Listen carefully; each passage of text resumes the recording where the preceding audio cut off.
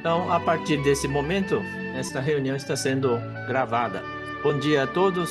Hoje é sábado, dia 18 de janeiro de 2025. Agora são 9 horas e 4 minutos. Estamos começando a nossa 49ª reunião virtual de estudo de filosofia, hoje com o tema O trabalho começa quando tudo parece estar perdido, da página 240 do livro Filosofia Kyocera, os 78 princípios comentados. Quando tudo parece estar perdido, quando parece que agora não dá mais, é aí que está o ponto de início do verdadeiro trabalho, segundo os ensinamentos do Kazuo Inamori. E ele diz assim, não, o segredo da realização está mais no entusiasmo, na paixão e na obsessão da pessoa do que no talento ou na capacidade. É assim que ele começa o texto, né? O tema de hoje parece ser muito bom. E para começar a nossa primeira reunião do ano, gostaria de pedir para o seu Minoru Takano fazer a abertura oficial dos trabalhos anuais, com algumas palavras a todos os participantes e aos que nos assistem agora e posteriormente. Seu Takano, por favor, a palavra está com o senhor agora. Cumprimento a todos com um sonoro bom dia e Bom dia. desejo um abençoado e próspero ano novo para todos.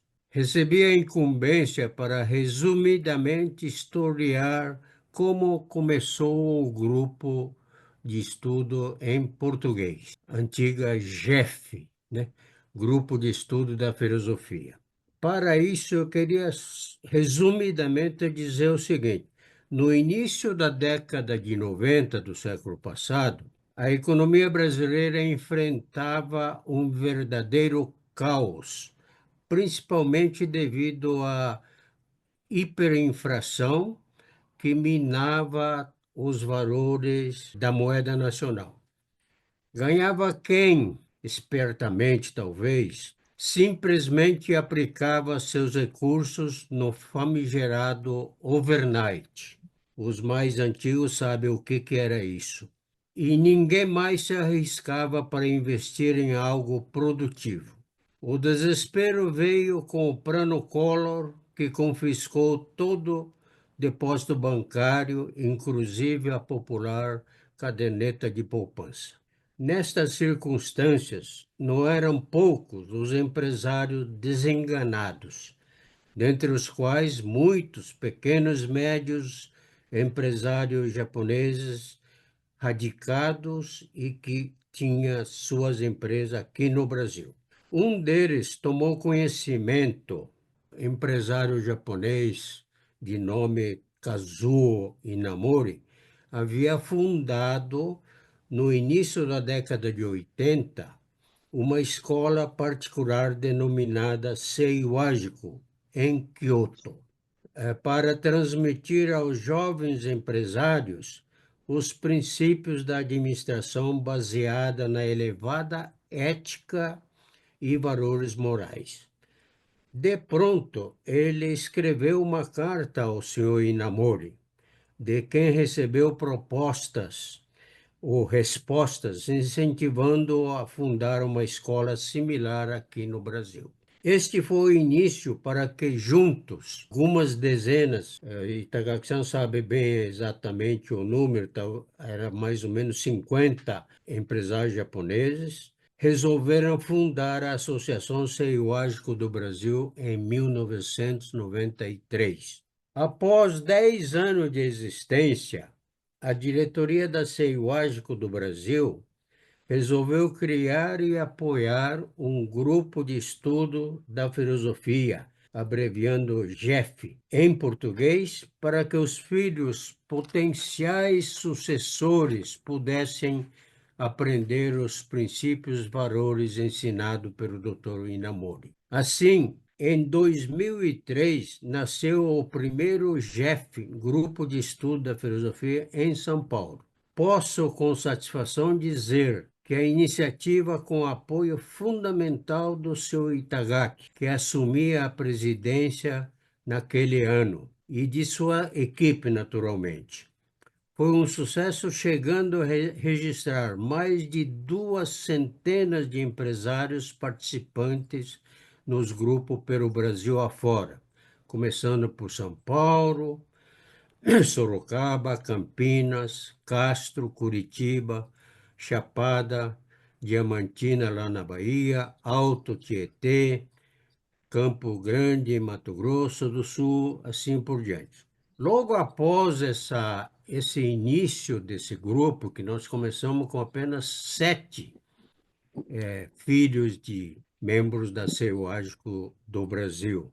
Logo em seguida, se não me engano, um ano depois, seu Inamori veio ao Brasil e foi feita uma reunião aqui no Brasil com temas importantes e ele arrumou uma janela para falar com os membros da CEUAGCO do Brasil, os dirigentes.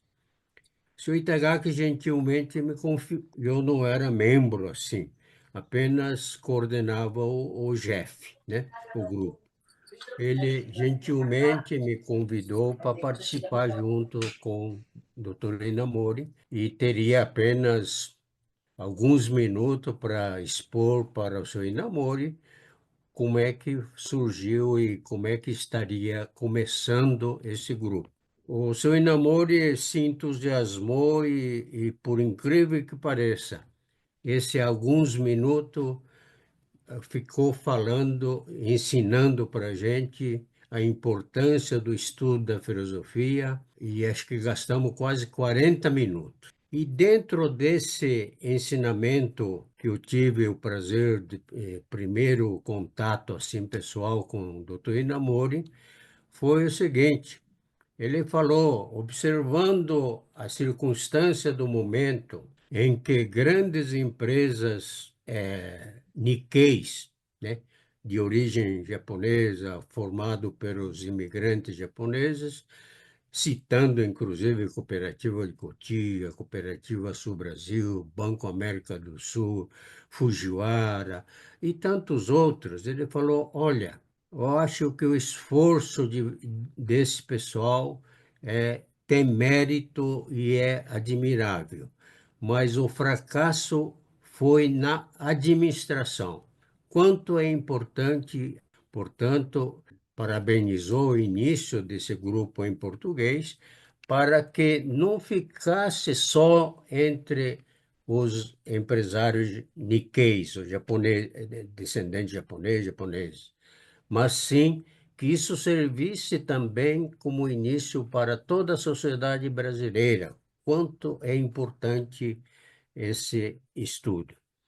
É assim, os temas estudados nesse GEF, né, nesse grupo, foram princípios morais e éticos aplicados no dia a dia das empresas, como honestidade, lealdade, respeito e valorização humana, altruísmo, retribuição direta e indireta à sociedade, cumprimento total das leis e obrigações tributárias, etc. Os ensinamentos do Dr. Inamori não se limitam aos enunciados de princípios acima, mas aprofundam o sentimento de ser humano na administração de uma corporação, seja ela pequena, média ou grande. O próprio dono ou presidente precisa ter objetivos claros e nobres, com visão de longo prazo, que realmente motivem os seus pares e colaboradores e que sejam admirados, reconhecidos pela comunidade. E devem estabelecer metas desafiadoras que precisam ser alcançados com os desejos profundos e honestos de todos da equipe. E vejo com, hoje, podemos dizer, as empresas cujos donos ou presidentes que assimilaram esses ensinamentos e demonstraram a todos das suas equipes através de exemplos próprios, enfatizo bem, exemplos dos próprios donos ou presidente. Conseguiram construir ambiente de elevada confiança, fazendo alinhar os vetores, fazendo fruir a comunicação interna de forma rápida, correta, sem distorção. Assim, conseguiram aumento de motivações e produtividades e, claro, maior lucro. Os desdobramentos desses ensinamentos dentro das respectivas empresas, através de formação de vários grupos internos de estudo da filosofia, têm sido fundamentais para consolidar o ambiente sadio de elevada confiança. Recentemente, nós tivemos um fato do encerramento do uso de nome seiwágico ordenado pelo Dr. Inamori, ainda em vida. O primeiro momento foi um choque, mas depois atenuado com explicação do porquê e dando liberdade para que cada grupo, se assim quiser, continuar os estudos sem vincular com a Seiwágico. Permitiu aqui no Brasil criar a Embrafe sob comando do seu Itagaki e a coordenação do Embrafe P português pelo seu Paulo e me ajuda e contando com confiança e apoio de todos. Com alegria percebemos interesse cada vez maior na filosofia empresarial, sobretudo com a adoção de estudo à distância, online. Esse grupo está predestinado a contribuir aos empresários e a toda a sociedade brasileira a adotar os verdadeiros elevados princípios éticos e valores morais. Como abertura dos trabalhos deste ano, que estamos iniciando, desejo a todos que continuem estudando com seriedade e com determinação para fazer o melhor hoje do que ontem, amanhã melhor do que hoje, ou ainda este ano melhor do que ano passado, com saúde, harmonia, felicidade a todos. Obrigado. Obrigado, seu Takano. É sempre bom ouvir de pessoas bem mais experientes, não é? A trajetória que teve para a gente chegar até aqui. Muito bom. Vamos então, continuando aqui, com o advento das reuniões virtuais, como o seu Takano falou, né? Surgiu a oportunidade de ampliar o acesso ao estudo da filosofia para todos os interessados, principalmente tirando a fronteira à distância, né? Então, atualmente, o acesso é aberto também a profissionais liberais, trabalhadores da área de saúde, de ensino, integrantes das iniciativas privadas, públicas, membros de igreja, associação de classe, sindicato, família e pessoa comum, cidadão comum, né, com o objetivo de alcançar pessoas engajadas na construção de uma sociedade que adote como lema o agir correto como ser humano, como sempre Inamori defendeu. Esse é o lema do Instituto Brasileiro de Filosofia Empresarial, OSH. Para maiores informações sobre a implantação da filosofia empresarial em sua empresa ou sobre os métodos para a formação de grupos de estudo de filosofia, ou também para consultas relacionadas aos livros da filosofia Inamori, entre em contato pelo e-mail imbraf.p@gmail.com. Sobre o tema propriamente dito, agora já são 9h21. O trabalho começa quando tudo parece estar perdido, né? Quem já vivenciou uma experiência próxima a isso? Eu acho que cada um tem algum tipo de experiência vivida, não? Que quando tudo parecia estar perdida, quando parece que agora não dá mais, e aí é que está o ponto de início do verdadeiro trabalho. Rapidamente aqui, eu vivi uma experiência assim por volta de 2002, 2003, quando ainda trabalhava numa indústria que ia mal naquela época. Diariamente era aquela correria louca de apagar um incêndio em cima de incêndio. Do tipo, chegava no banco às 5 horas da tarde, o guarda fazia não, não, não, não, o menino lá conseguia dar um jeito de entrar. E entrava. Ele se orgulhava disso. Aviso de cartório, cheque devolvido, oficial de justiça, era a rotina diária, olha só. Até que chegou um dia, agora não dá mais. Chegou o dia do agora não dá mais. E naquele dia paramos de lutar e deixamos rolar tudo. Deixamos ir tudo para o cartório. Não dava mais, então agora não dá mais. Só que no dia seguinte, a gente esperava uma enxurrada de ligações, aquela correria, imaginava que o setor financeiro iria virar um caos, né? O que aconteceu?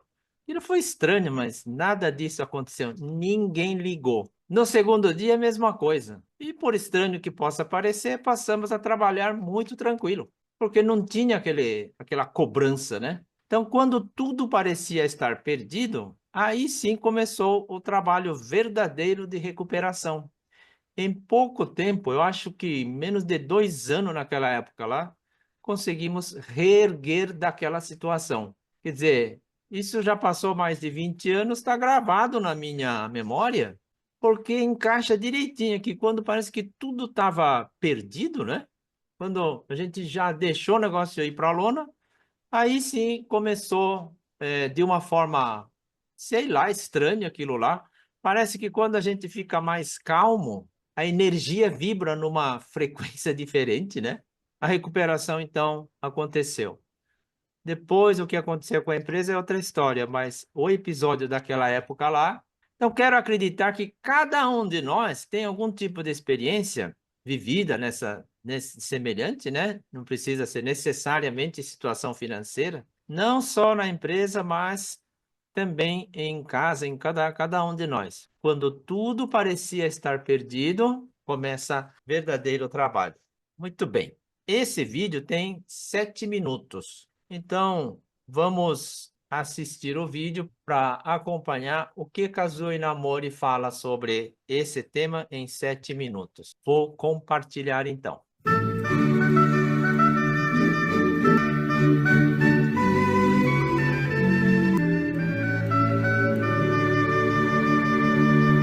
O próximo tema é: o trabalho começa quando tudo parece estar perdido. O segredo da realização está mais no entusiasmo, na paixão e na obsessão da pessoa do que no talento ou na capacidade. A obsessão deve ser semelhante à de um jabuti, que não solta jamais quando morde algo. O momento em que sentir que não há mais como prosseguir é quando se inicia o verdadeiro trabalho. Se conseguirmos manter forte o nosso entusiasmo e a nossa paixão, poderemos pensar, dia e noite, incessantemente em nosso anseio, até que isso permeie nossa subconsciência. Assim, estaremos nos movendo sem que percebamos na direção da realização de nosso anseio e seremos conduzidos ao sucesso. Para realizarmos um grande trabalho, devemos persistir exaustivamente, com forte entusiasmo e paixão, sem que nos resignemos até o fim.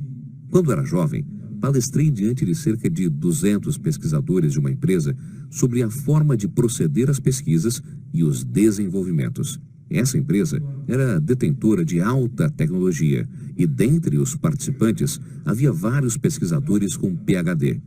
Após a minha palestra, um deles me perguntou sobre o percentual de sucesso das pesquisas e dos desenvolvimentos realizados na Kyocera. Eu lhe respondi, então, que na Kyocera obtivemos bons resultados em tudo o que pesquisamos. Esse pesquisador me disse: como é possível um absurdo desse, de ter sucesso em todas as pesquisas, se mesmo em nossa empresa, reconhecida como detentora de alto nível tecnológico, temos somente de 40% a 50% de sucesso? Retruquei dizendo: porque na Kyocera pesquisamos até atingirmos o sucesso. Ao ouvirem minha resposta, os que estavam ao nosso redor caíram na risada. Na Kyocera, seguimos o pensamento de que o trabalho se inicia quando parece que tudo está perdido. Por isso, dificilmente desistimos da pesquisa que iniciamos. Em outras palavras, persistimos até obtermos sucesso. Obviamente, não conseguimos 100% de sucesso. Houve também na Kyocera 2 ou 3 temas de pesquisas que foram interrompidos e empreendimentos dos quais desistimos depois de empenharmos o máximo do nosso esforço, até chegarmos à conclusão de que realmente não daria certo. Entretanto, o nosso princípio está fundamentado em: o trabalho se inicia quando tudo parece estar perdido. Portanto, sempre tentamos até o fim, tanto nas pesquisas e nos desenvolvimentos, como nos empreendimentos e na administração. Mesmo na administração de empresa, há momentos em que necessitamos de tomar uma tática de resistir nos momentos em que normalmente desistiríamos para levar o certo empreendimento ao sucesso. Entretanto, a maioria das grandes empresas não consegue resistir até chegar ao sucesso por falta de recursos financeiros. Em outras palavras, só se consegue resistir até obter o sucesso quando há uma folga financeira. Assim, somente as empresas que mantêm a administração com folga conseguem proferir a frase: o trabalho começa quando tudo parece estar perdido. Na filosofia Inamori, há uma expressão que diz: lutar no centro do ringue. Significa que, se estiver lutando no centro, ainda há certa folga até chegar à margem do ringue. Entretanto, normalmente, quando as pessoas dizem já não dá mais, está em uma situação que realmente não há mais como prosseguir. É como estar na beira do ringue e, portanto, não adiantará mesmo que diga vou resistir, pois já não há como se recuperar. Para a Kyocera, que sempre procurou manter uma administração com folga, na verdade, a situação ainda não está totalmente perdida, mesmo que assim pareça. Suponhamos que se esteja desenvolvendo em paralelo um novo empreendimento, diferente do que herdou de seu pai, mas esse ainda está no vermelho. Ou então, já está há alguns anos em operação, mas está difícil de dar frutos, o que algumas vezes faz com que se pense em desistir. Entretanto, enquanto o empreendimento principal estiver dando lucro, é possível resistir, porque há folga financeira. Mas esse caso não se encaixa naquele de desenvolver coisas novas, como fundar uma empresa. Se relembrarmos a época da fundação da Kyocera, não tínhamos essa folga a qual acabei de citar. O objetivo inicial da Kyocera, que fundamos com 7 companheiros, era divulgar a tecnologia de Kazuo Inamori para o mundo.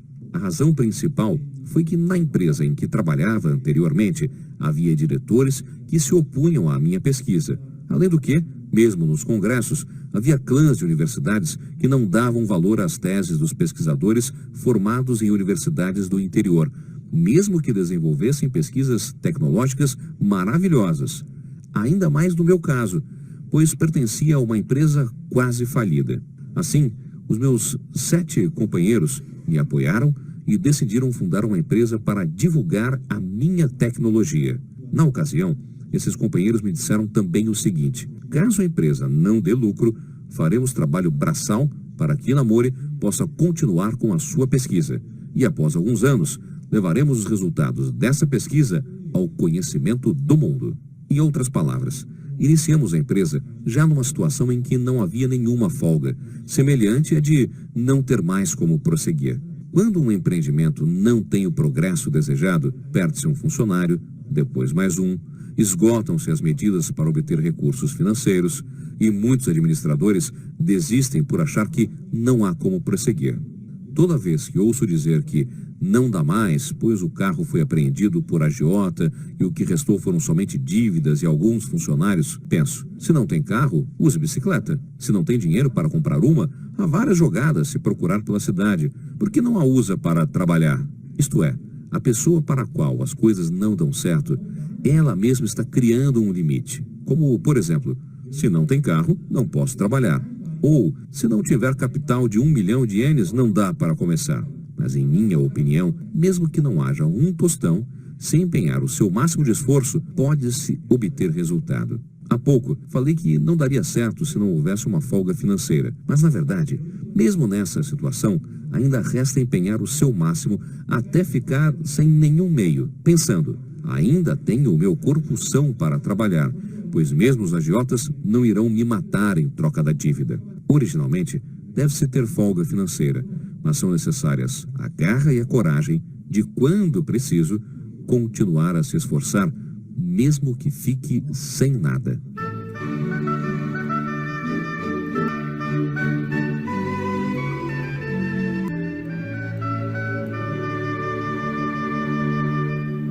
Muito bem, aí está o vídeo.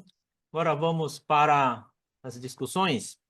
Na primeira reunião do ano, né, temos o costume de fazer, quem quiser fazer, né, a declaração dos planos, do alvo a que desafiamos o ano que se inicia. Então, cada um, logicamente, quem quiser, se quiser declarar seu objetivo do ano, por favor, queremos ouvir como cada um almeja alcançar os seus alvos deste ano, atrelado ao tema de hoje. No vídeo que assistimos, né, a sugestão é qual é a palavra, qual é o trecho que você achou importante ou interessante e fazer o comentário. A Noa está com a mão levantada. Vamos começar com Noa, então. Vamos lá. Bom dia, Noa.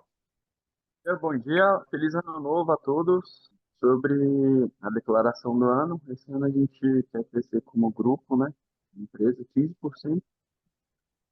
Planejamos visitar um modelo de negócio diferente, talvez se a gente implantar esse negócio diferente, esse crescimento vai ser maior, né? Mas no mínimo a gente crescer 15% em termos de faturamento. A gente também quer melhorar a nossa margem, né? De lucro, Quanto você falou no mínimo de 15%? mínimo 15%, né? Isso contando com a abertura de uma nova loja. Mas talvez a gente abra um outro modelo que possa gerar mais resultado ainda. Abrir uma nova loja, aumentar a nossa lucratividade, né? E eu quero consolidar um grupo, uma área, o nosso setor de RH, grupo de consultoria, né? Que a gente está criando, assim, para dar suporte às lojas. Então, esses são os nossos principais objetivos. Agora, sobre o vídeo, tudo parece começa quando está tudo perdido, né? Isso me lembra muito no início da empresa, 2 anos, quando tinha 2 anos, a gente pensou em vender, anunciou vários deles, né? Mas ao mesmo tempo a gente estava fazendo uma consultoria para melhorar o negócio. E aí, na época, o consultor falou: ué, vocês não estão vendendo aqui porque os prédios saíram, o público saiu da região, né? Então por que vocês não fazem delivery de comida japonesa? Nessa época não tinha iFood em Brasília, nem era tão famoso, né? E mesmo assim a gente abriu. Assim, aí deu certo, foi dando certo, e aí a gente parou de tentar vender. Então, estava muito ruim de caixa, a gente tinha pegado empréstimo já. E com o delivery a gente começou a crescer e hoje a gente pode estar aqui porque a gente teve essa iniciativa pensando, mesmo pensando que estava tudo perdido ali, com endividamento, né? Empréstimo no banco já. E aí, ao mesmo tempo, em 2020 deu uma pandemia. E aí, pelo contrário, durante a pandemia, como a gente já tinha o delivery muitos anos antes, e muitos outros restaurantes não tinham, nossas vendas cresceram 50%, e a gente percebeu que não precisava. Então, muitas das respostas que hoje a gente tem, o modelo de trabalho que nós veio de quando parecia que não tinha nada, né? Faltava o dinheiro para pagar, que a folha para pagar no outro dia, vamos fazer milagre com aquele adiantamento, né? De crédito, um capital de giro. E então várias das respostas veio quando estava parecendo que estava tudo errado mesmo. Ok, Noah. Obrigado pela tua contribuição. 15%, quem dá mais? A Mauri, você está na sequência? Como é que você está? Como é que estão os planos da MNS? Então, bom dia a todos. Yeah. O plano da MNS está bastante alinhado aí dentro do contexto do texto, né, em relação à perspectiva do ano, que o ano está meio apontando como um ano meio esquisito, né? Então a gente está fazendo bastante revisão estratégica em todas as linhas do DRE, né? Seja em receita, tentar melhorar a receita e ajustar custos, despesas, investimentos, né? Bastante revisões, né? Dentro do contexto aí de realmente para a gente ter um bom ano aí, a gente não pode só querer faturar mais, né? Tem que ter bastante controle, principalmente na parte financeira, dentro do contexto da taxa Selic aí que está querendo explodir, né? Já está meio com o pavio bem curtinho, né? E dentro do contexto, até publiquei lá na minha conta do LinkedIn alguma coisa nesse quesito aí de realmente colocar nossas intenções para o ano. Eu coloquei lá minha intenção pessoal, por exemplo, né? dentro aqui da taxa de crescimento aqui da minha equipe, né, que até bateu com do NOA, que é 15%, né? Fazer 30 reuniões estratégicas no ano aí. Coloquei até minha meta de peso aí, chegar no final do ano com saúde, com 85 quilos. Hoje estou com 91, né? Tem que ajustar 6 quilos aí durante o ano, né? Fazer 100 aulas de inglês, fazer bastante alinhamento, que agora estamos finalizando a implantação da Associação Vegetais Saudáveis, onde eu fiquei presidente agora nesse último ano, né? Que são uma junção de 11 empresas, uma de Portugal, uma da Espanha e as outras aqui do Brasil, né? Então, bem relevante no nosso segmento aí de FLV, né? Já ano passado startei 3 abordagens de estudo, né? Que seria um estudo de performance, que é com o Joel J aí, a parte de vende-se, de vendas, né? Que eu assumi a parte de gestão comercial aqui do Grupo MNS, que é com o MBA de vendas com o Caio Carneiro. E a abordagem que estou buscando me especializar em gestão de negócios, e eu estou com o MBA aberto já de geração de valor, que é com o Flávio Augusto, né? Então tem bastante coisas abertas aqui, e na primeira coisa que eu tenho que fazer é tentar ter disciplina de fazer tudo o que eu prometi, até para mim mesmo, né? Que normalmente, início do ano a gente promete, né? Seja para o proprietário da empresa, para os diretores, para a família, para a esposa, a gente promete um monte de coisa, mas a minha maior intenção aqui é entregar disciplinarmente tudo que a gente está prometendo aí, né? Dentro do contexto do cenário do texto de hoje também, que ele fala também dentro da abordagem aqui, ele sendo um renomado empresário e a parte de filósofo lá do Japão, né? E a gente não sabe quão difícil que foi a história dele realmente, né? O senhor Takano falou um pouquinho da história do início da filosofia aqui no Brasil, que realmente teve trancos, barrancos, dificuldades, né? Já vão mais de 30 anos aí, e a história da Kyocera também entra nesse contexto, né? Realmente que foi tomado várias decisões importantes realmente quando estava sem dinheiro, sem perspectiva, sem fluência, né? Quando estava começando lá como uma pequena empresa no interior do Japão, né? No Japão em época de retomada ainda pós-guerra, né? Que era bem mais complexo. Quando a gente pensa hoje, a gente não tem nem noção de quão difícil era o ambiente de negócios lá no Japão pós-guerra, né? Então quando a gente conversa aqui também com os descendentes japoneses aqui em Pilar do Sul, né, que são os fundadores da MNS, né, a gente vê um pouquinho do que eles sentiram lá quando eles eram crianças, e a gente não tem nem parâmetros para perceber, né? Até parece meio Ucrânia hoje, né, que realmente tem que lutar para poder comer, né? Por exemplo, se não brigar se não tivesse luta, não tivesse aquele desempenho um pouquinho a mais, né? Correr o extra mile, né? Aquele pouquinho a mais, faltava até comida, né? Então esse entusiasmo, essa paixão aí, essa obsessão para entregar o que promete, né? Seja para a família, seja para o mercado financeiro, seja para o ambiente corporativo, se não houver essa dedicação, mesmo o ambiente conspirando a favor, essa dedicação é essencial para a obtenção do sucesso. Então, acho que a filosofia de hoje também enfatiza esse foco de manter o pensamento positivo, as leis do universo, né, conspirando em relação ao favor da comunidade, da evolução da raça humana, né? E sendo que a gente está trabalhando nessa perspectiva de humildade, controlar a arrogância e trabalhar com bastante determinação, né? Usando aquela fórmula do sucesso do Inamori, a verdadeira transformação começa, né? De realmente resolver as dificuldades e encontrar a luz no fim do túnel nesses momentos de dificuldade. E graças a Deus aqui acho que não estamos nesse momento de extrema dificuldade, né? Mas o que fala a filosofia é que realmente, mesmo estando no centro do ringue, igual fala no texto aí, no vídeo, você tem que pensar como se tivesse com dificuldades, né? Realmente rever as suas posições, a sua força, as suas fortalezas, gestão comercial, relacionamento, tudo.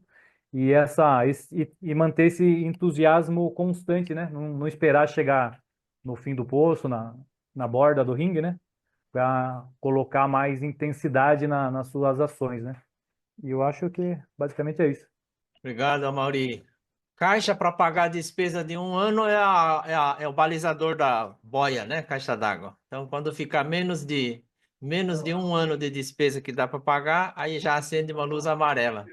Como o Bill Gates falou, esse é o mínimo, né?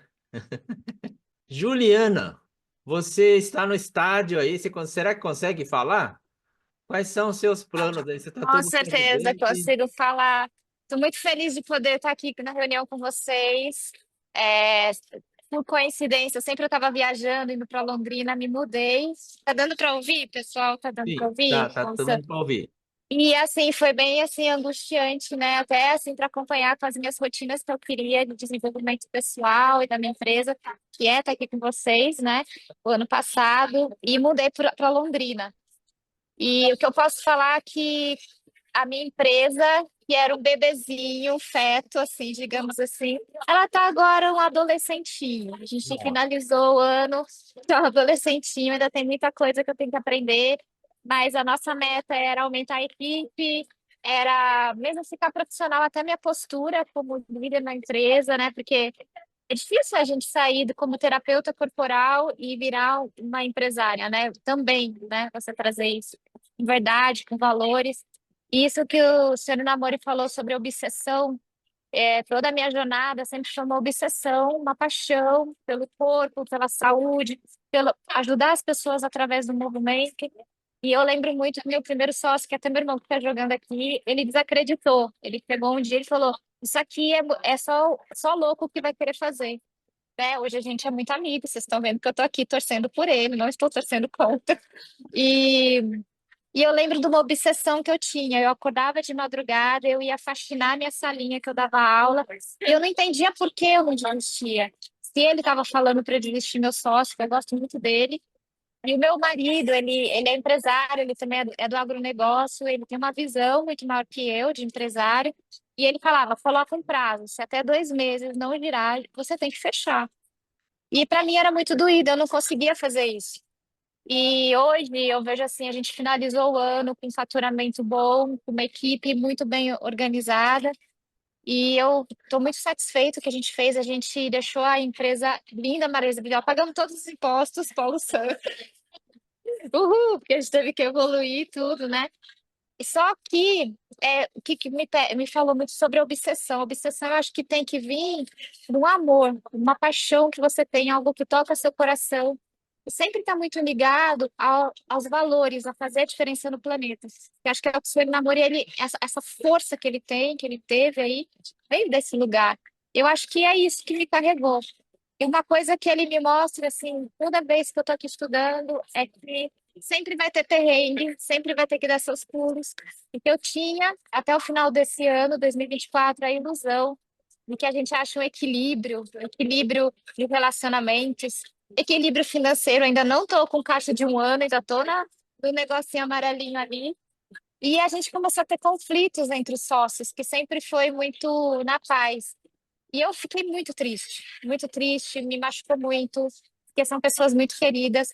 Mas hoje eu entendo que faz parte do conflito de estar no ringue para um crescimento, para o crescimento profissional e humano. Hoje, nossos planos é audacioso, é melhorar o faturamento em 30%, é manter essa equipe, é fortalecer, e eu acredito que é muito esse amadurecimento profissional também dos sócios. Então, assim, eu estou sentindo que está vindo novos ares, eu mais amadurecida, a gente reorganizar tudo isso. E é isso, faz parte, né? É um aprendizado constante, né? Aprimorar constante.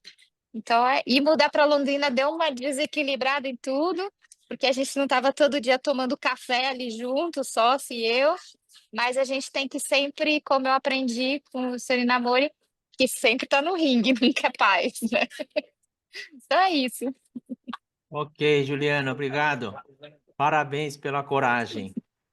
Quando uma pessoa tem missão, você pode fugir dela no começo, mas ela vem atrás, ela te persegue. É E verdade. se você não honra com a missão, você aborrece o Criador e você adoece o corpo.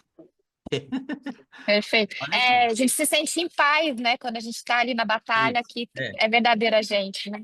E você não está sozinha. Quando tá com ele lá em cima, tudo acontece, tudo flui, né?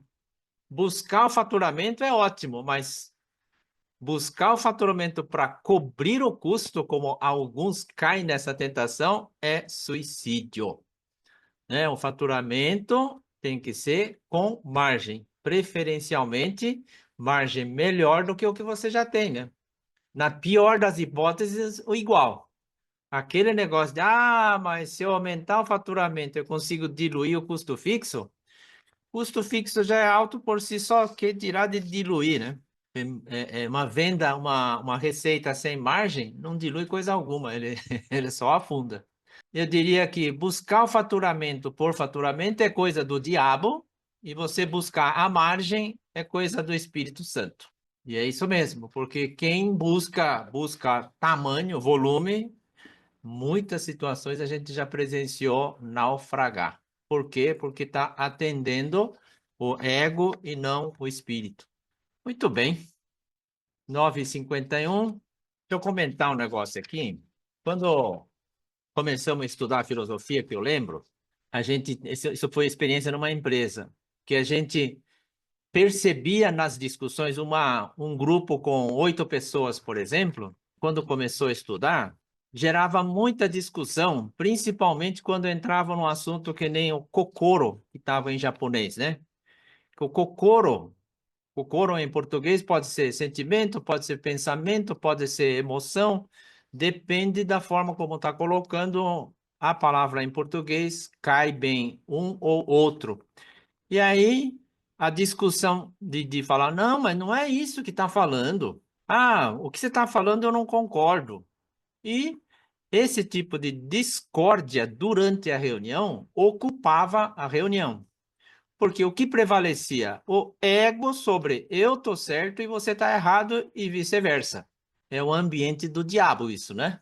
Agora, a mágica foi que na medida em que vai repetindo essa reunião semanalmente, o grupo aprendeu, sem ninguém ter orientado, sei lá, ninguém ter falado, o grupo, cada um foi aprendendo a respeitar a opinião do outro e aprender que eu não tenho que lutar com a opinião do outro. Eu tenho a minha opinião, o outro tem a opinião dele, e o mundo tem espaço para conviver, cada um com o seu pensamento.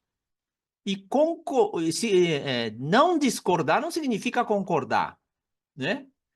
Eu não discordar com o meu parceiro não significa necessariamente concordar, e sim conviver com a diferença. Que a riqueza do convívio humano está justamente nessa diversidade. E aí, com o passar do tempo, que eu digo talvez 1 ano, 2 anos, hein? Não é pouco tempo, não. Mas o grupo começou, então, do ego, ele foi para o espírito de altruísmo. Então, uma coisa simples como na hora de entrar na sala de reunião, né? O gesto de cavalheirismo, por exemplo, se tornou comum, né? Por favor, pode entrar na frente. Que no ego é falar assim, não, você não vai entrar, eu vou entrar na sua frente, né? Até empurrava outro para eu entrar. Lógico que eu estou exagerando o gesto, mas o sentimento era mais ou menos por aí. E o que acontece? 10 anos depois, 20 anos depois, essa empresa está faturando o dobro, simplesmente o dobro. Eu não sei se pode falar que tanto dinheiro não sabe o que faz, né? Mas com certeza com caixa para mais de 1 ano. Então, mas isso, será que uma coisa tem a ver com a outra, né? Associar uma coisa com a outra nitidamente, você tem que ter a garantia de que, se você adotar a filosofia, você vai ficar com o caixa elevado. E Namori não deu essa garantia, né? Por quê? Porque, mesmo que estude durante 30 anos, cada empresário ele vai andar de um jeito, no ritmo de cada um, então o resultado é de cada um. Aqui na Seiyo Ágiko, na antiga Seiyo Ágiko, né? Eu já mencionei Eu conheço de cabeça 2 empresas hoje que não sabem o que faz com o dinheiro. Não saber fazer o que fazer é problema sério, né? Porque Selic vai para 14%. Então, imagina só, se você deixar hoje, está pagando 12%, quando o pré-fixado está pagando 15%. Então, você, como fiel escudeiro do cuidador do patrimônio da organização, deixar o dinheiro num lugar que paga 12 quando o outro está pagando 15, você pode estar cometendo um pecado sem saber, né? Aquele, aquele servo da multiplicação dos talentos, do Mateus 25, a gente comete esse pecado e não sabe por quê. Pegar os 5 talentos e virar 10 talentos. Porque você acha que ficar no 12 tá certo, todo mundo está fazendo, mas o outro está pagando 15. Eu estou falando títulos do governo, não é coisa arriscada nem especulativo, né? Quem tem dinheiro também tem seus desafios. Não vai querer fugir disso daí. 9h57, mais alguém? Dona Fumiko, quais são os desafios deste ano? Não? Bom dia a todos. Bom, contando do ano passado, em 2024, né? Voltou bastante serviço de interpretação simultânea. Eu acho que já comentei na outra reunião. E eu já achava que depois de uma certa idade, porque eu vi um veterano que realmente teve muita dificuldade de fazer simultânea depois de certa idade. E eu já estava quase desistindo. Mas como eu recebi esse desafio ano passado, e eu fiz, eu vi que ainda tem chance. Então, o meu desafio este ano é trabalhar mais nessa área de simultânea. Isso significa eu me preparar mais para ter um desempenho melhor. Se colocar na aula de hoje, no ensinamento de hoje, eu acho que é levar até o fim, não desistir. Eu já estava desistindo sem tentar. Então, esse ano quero tentar. A minha vontade é poder superar esse desafio. Persistir até dar certo, né? Isso. E isso não tem nada a ver com a idade, né? Eu acho que Eu me flagro, né? Quando eu fiz 60, eu achava assim, nossa, idade, né? Isso é também um abraço do demônio, isso. Puxa vida. Não é não. Por isso que pessoas com 80, 90 anos que têm planos como se ele nunca morresse, né? Eu é achava verdade. aquilo assim estranho, mas a pessoa Uhum. naturalmente é assim, né? É, Muito bom, como dona. disse, o homem depende muito do seu pensamento. E- Então, a maioria das vezes, nós mesmos colocamos o nosso limite. E, na verdade, Exatamente. É. limite não há. Comunidade, desejo um feliz 2025 a todos. Ok. Obrigado, dona Fumiko. O Hélio está querendo falar alguma coisa? Hélio Junge? Você está em Brasília? Sim, bom dia a todos. Bom dia. Inicialmente, né, excelente ano para todos nós, né? Bom 2025, né? Muita saúde, paz, prosperidade, né? Bom, antes de eu compartilhar alguma dos meus objetivos desse ano, né? Eu gostaria de compartilhar um episódio que aconteceu comigo em 2021 e que acredito tem bastante a ver com o tema, né, do nosso papo de hoje aqui, né? Em 2021, né, bem no meio daquele ano, a gente estava no auge da pandemia, né? Eu estava desempregado, né, assim como outros tantos milhões de brasileiros, né? E eu já estava bastante desanimado com a situação e depois de enviar currículo e entrar em contato com várias pessoas, eu já estava conformado em mudar de rumo, né? Eu não sei se o Paulo se lembra, né? Nós chegamos até a conversar, né? No nosso início de contato, uma vez nós chegamos a conversar um pouco a respeito disso. Não sei se recorda, né? Teve um determinado momento nesse ano que eu decidi, né? Olha, eu acho que é melhor eu encerrar a carreira aqui, ir para o Japão e virar operário, né? E eu Ah, já estava realmente decidido a fazer isso, né? Eu já estava planejando aquela semana para procurar agências de emprego, né, aqui em São Paulo, né, ou melhor, em São Paulo. E então eu recebi um e-mail nessa semana do Ministério da Saúde dizendo que eu havia sido selecionado para trabalhar com eles. Então, foi um misto assim de sorte com persistência e paciência até o limite, né? Por muita sorte que, assim, por pouco, né, que eu acabei não desistindo dessa carreira que eu tenho hoje e indo para o Japão para virar operário, né? E, e ainda bem que eu aguentei até o último momento, porque hoje eu desempenho uma função aqui dentro do Ministério que nenhum outro tem feito, né? Então eu tenho dado uma contribuição bastante específica, né? Agora, apesar de eu já estar aqui, né, aqui em Brasília quase 4 anos, eu estipulei aí como uma das minhas principais metas a de retornar para São Paulo, né? E não é por causa da insatisfação com o Ministério da Saúde, né, que é onde eu trabalho. Não, na verdade, eu gosto muito de trabalhar no Ministério da Saúde. O problema é que o Ministério da Saúde não fica em São Paulo e eu não estou gostando de Brasília. Então, eu tenho muita saudade de São Paulo, sinto muita falta das coisas que eu tinha em São Paulo, apesar de toda a bagunça, violência e trânsito, eu ainda prefiro São Paulo. Então, assim, a minha principal meta desse ano é retornar para São Paulo, né? Então, para isso, eu tenho buscado aí oportunidades novas, me submetido a processos seletivos, né? E por aí vai, tá? Muito obrigado, tá? Bom fim de semana para todos, e é isso aí. Brasília é difícil de respirar mesmo porque tem partículas de corrupção suspenso no ar, né?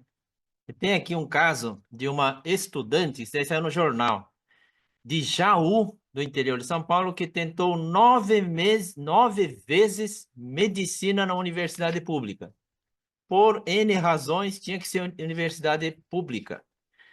E quando ela estava, nossa, na nona tentativa, ela estava numa situação que o Hélio falou agora, puxa vida, não sei não, acho que agora não dá mais. Ela vai ter que aceitar qualquer coisa aí, porque vai fazer 10 anos que está tentando, né? Então, quando achava que não dava mais, ela passou na Universidade Estadual de Londrina, viu, Juliano? A tua cidade lá, a cerca de 300 quilômetros de Jaú, que diz que cabe dentro da logística dela. Achei curioso isso, mas parece que Deus fica testando, né? Parece que não dá, não dá, não dá, não dá, não dá, não dá, vai descendo, vai descendo, tem aquele ponto lá, né? Chegou naquele ponto, alguém lá em cima fala assim, agora sim, vai chegar um e-mail, agora vai ser chamado.